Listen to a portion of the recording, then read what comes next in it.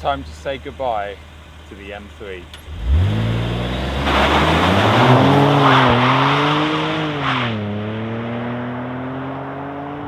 The current G series M3 and M4 were launched at the start of 2021, and since then I've owned 4 variants of the M3. It started with my gorgeous Portimao blue rear-wheel drive M3 competition saloon. I had that car for a year.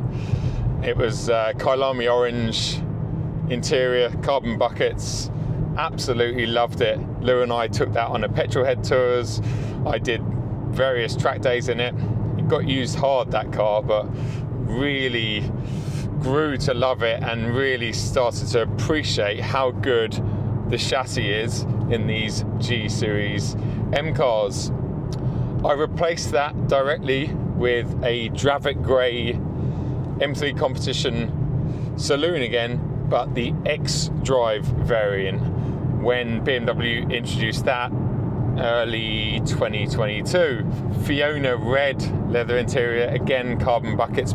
The big difference between that X-Drive variant and the rear-wheel drive variant really was that car was just as quick during the winter months as it was during the summer months. I mean, the X-Drive or MX drive system in these cars are absolutely mind-blowing. Kept that one for a year and I traded it in for, yes, another M3 and yes, another Dravit Grey M3, but this time it was a Dravit Grey M3 competition X-Drive Touring. I think that I've got that in the right order. Fundamentally, the Touring is pretty much the same as an X-Drive competition saloon, but with a bit of extra boot and a bit of extra weight that you honestly don't really feel. I love that Dravit Grey car. It came with Silverstone interior, bucket seats again.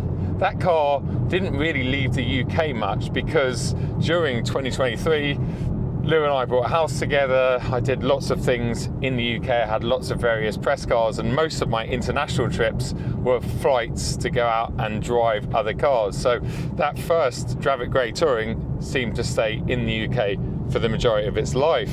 And then February last year, so 2024, I traded in the Dravit Grey M3 Touring for this British Racing Green M3 competition X-Drive Touring. It was a bit of a sporadic purchase. It was a car that one of Tony Lewis's customers cancelled last minute, and it's a colour and combination that I've always wanted to own. Of course, if you could get cognac interior on carbon bucket seats, that would have just ticked every box for me, but you couldn't. And as I mentioned, I really like the Silverstone leather, so this combination was really nice.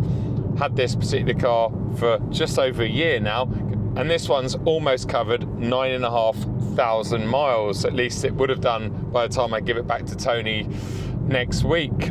And in fact, every M3 I've had off Tony over the past 4 years, I've kept them for around a year, and they've all done between about 8 and 9,500 miles. So all very consistent. This particular car though will always remind me of the wonderful summer trip that I did last year with my parents. It was just fantastic. I have talked about it a few times on my channel. In fact, I actually filmed a video whilst I was away in it and published that on my channel at the end of last summer. But I really enjoyed that time. It's all about making memories with your parents. I know they had a great time. I had a great time. I love my parents. It's not normal for a 40-something-year-old guy or girl to spend 10 days with your parents in hotels and in the car and in each other's face. Doesn't matter how much you love them. Great memories, and I can't wait to do a similar trip with them again later this year when it warms up, because I wouldn't swap it for the world, and I'm very fortunate that I was able to do that. I was very fortunate that I was in a position to do it, and we were all very fortunate that we had this car to do it in, because it was absolutely perfect and spot on for the job.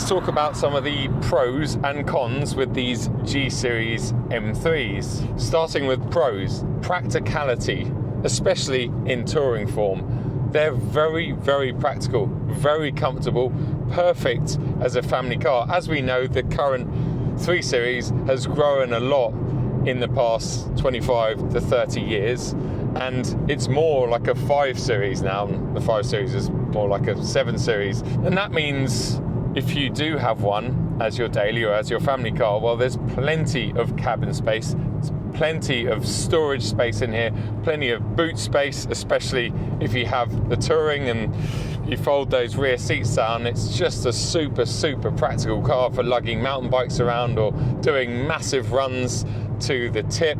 My first M3 Touring, the Dravit Grey one, was perfect timing for when we moved house, and I reckon I did about 30 runs in that particular car, which was just great. The timing was completely coincidental, but it really did a good job.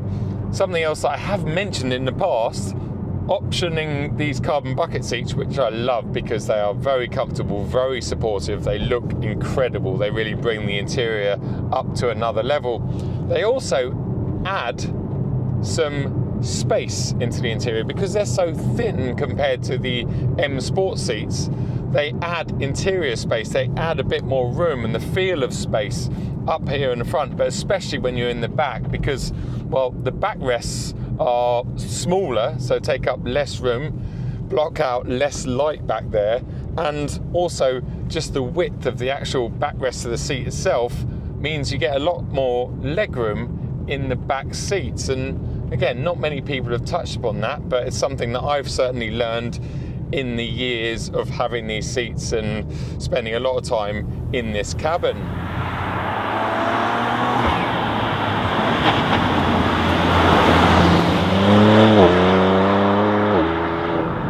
The next pro or positive to talk about, you probably guessed it, this car's performance. And yes, you would expect that in an M3. In fact, an M3 and an M5 has always been about performance and practicality. It's your everyday supercar, it's your family supercar, if you like, and this latest G Series is just mind-blowing on the road and on the track. And yes, a lot of people criticised it for being too big and too heavy when they launched it, but anyone that's spent any time behind the wheel of one, well, I'm sure they will all put their hands up and say it is mighty, mighty impressive. It's so fast in a straight line, especially the X-Drive variants. The Touring's only available in the X-Drive, but also through the twisties. Its grip levels and handling dynamics are just honestly incredible. They're right up there with some of Porsche's 911's best offerings, especially through corners like this. The front end is just it's so good.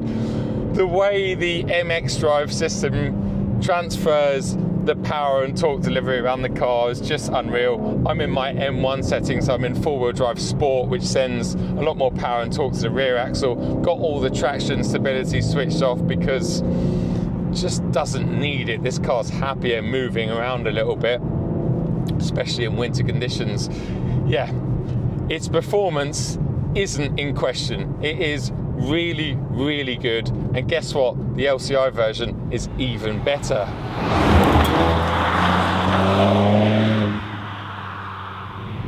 Now let's go through a couple of negatives. And the first one has to be ride quality.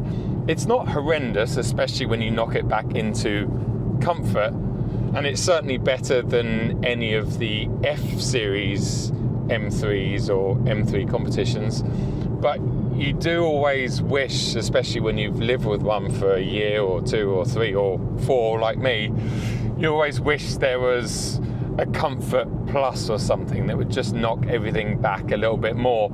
And especially as I do get to drive a lot of other really nice press cars, I recently had an RS6 Performance, and that's on air suspension, so obviously something on coils is probably never going to compete with that. But you do get an understanding of what is possible when you get back in this car. Although dynamically it feels better than the RS6 or an RS6 Performance, you do miss that ride quality instantly, especially if you live here in the UK, where our roads seem to be getting worse and worse daily. There is something you can do to improve the ride a little bit, and that is making sure you've got Michelin's Pilot Sport 4S tyre, the Star Mark version that was homologated and developed for the G series M3 and M4, and in fact M2 nowadays as well. And that's because the Michelin sidewall just seems to deal with UK roads better. It seems to absorb those little niggly bits, so it does make the ride quality better, but obviously tyre can only do so much, and therefore, yeah, it's probably still a negative in this particular version of the M3.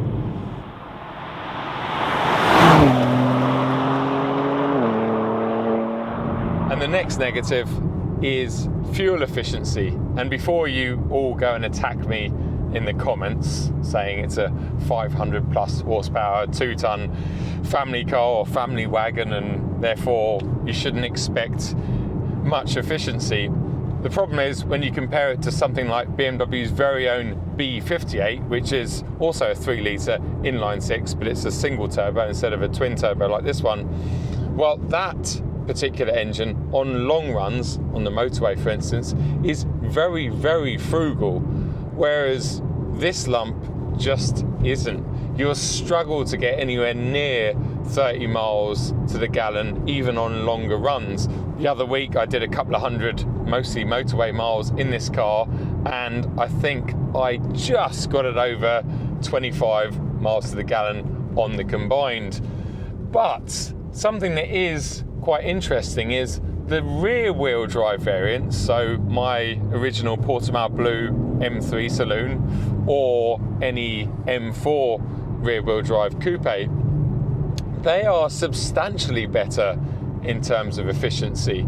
And I know they are a little bit lighter, and I know there is a little bit less drivetrain loss, but it does surprise me, or it did surprise me, when I moved from the rear-wheel drive Portimao Blue to my X-Drive, just the difference in efficiency and consumption. So do bear that in mind, because a lot of people say, oh, who cares about efficiency if you've got 100 grand spent in a car? The reality is everyone cares, and it's not the most efficient car in the world.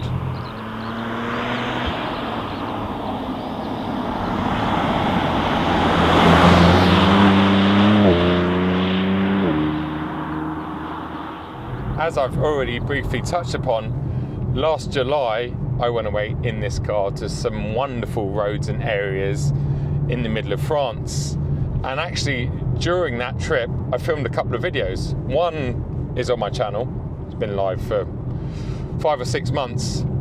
Another one I didn't publish because I wasn't fully happy with the end result. But there is some driving dynamic parts from that video that I have really wanted to share. So instead of me trying to talk about that on a greasy UK road that's relatively busy, let's rewind to last summer. You can join me in this car on PS4S summer tyres because I'm currently on winter tyres. We can enjoy the dynamics of this car on a wonderful piece of road. Then you can join me back here for, I guess it would be a conclusion around my M3 history.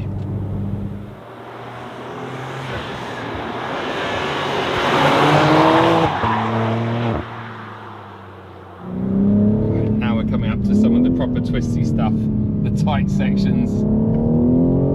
Oh, the MX drive system, it's just working wonders. And although this doesn't have the optional carbon ceramic brakes on the road, I don't feel it really needs them. The one thing carbon ceramics definitely do give you on the road though is a bit more steering feel, because they obviously weigh less and that's all unsprung mass, so you definitely do feel the difference on a carbon ceramic M3.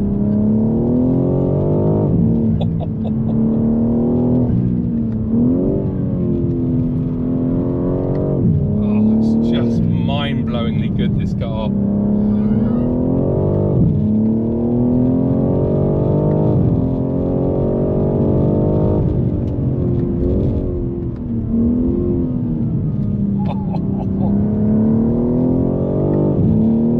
How's it doing it?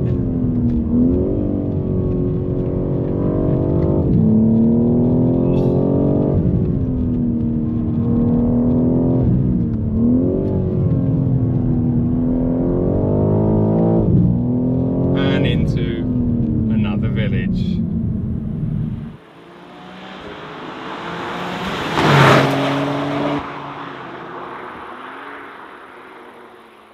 Well, hopefully you enjoyed that. I'm glad that I was able to use some of that footage because I was having the time of my life whilst I was filming that, as you can probably see. And although it does seem like a distant memory now, especially considering how I've been feeling over the past 3 months and how relatively normal I felt when I was filming that, it was a great time, great trip, and I'm sure you can see why I like to take my cars abroad, because you can really experience them in a completely different fashion to when you're at home, even on a nice UK road like this.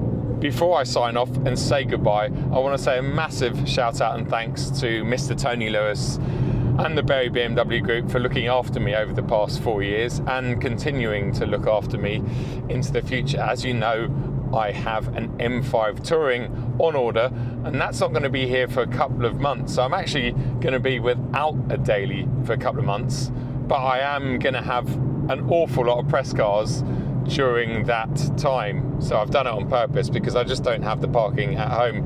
My M2 is parked in the garage and we have a driveway for 2 cars, and Lou gets a bit fed up if I have 2 press cars plus my own 2 cars and her car, and I think my neighbours probably do too.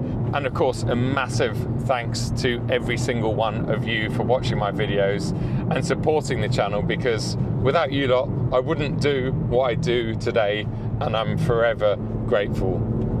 Guys, take it easy and I'll see you at another video very soon. Cheers.